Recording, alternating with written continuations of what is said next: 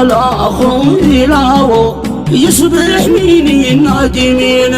والله خسر خوه يقوله على أمه بلاو الأخ يسوى بدين.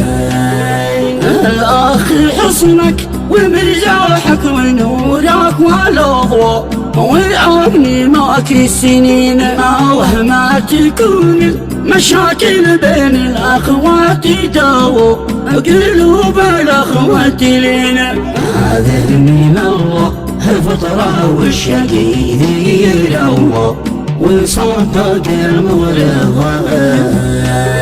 والله يصدق بنت حوا مصايب وبلوى خسراني دنيا ودين.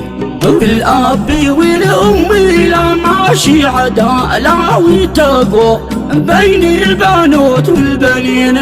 والظلم والظالم لهين علمه قول ارحم الرحمن.